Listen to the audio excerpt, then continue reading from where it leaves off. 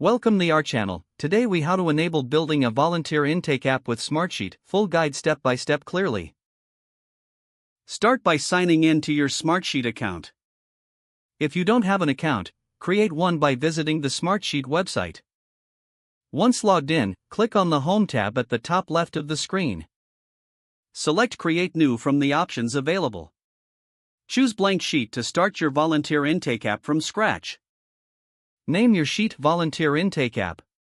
Next, define the columns you need for your intake form.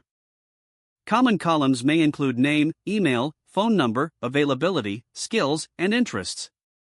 To add a column, click on the plus sign next to the last column. Type the name of your new column, then select the appropriate column type.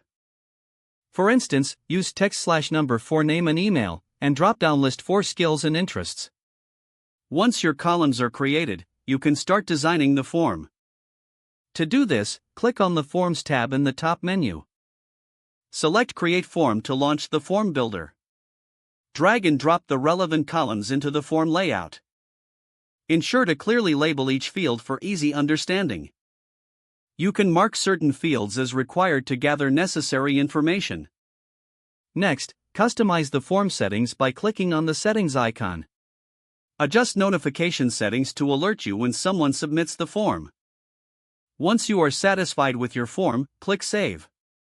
You can share the form by clicking the Send button in the form builder. This will generate a shareable link that you can distribute to potential volunteers. After sharing, monitor responses by navigating back to your main sheet.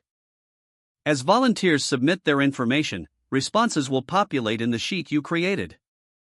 Consider creating filters to organize volunteers based on their skills or availability. You can also use conditional formatting to highlight specific entries. Finally, regularly update your sheet as new volunteers sign up to keep track efficiently.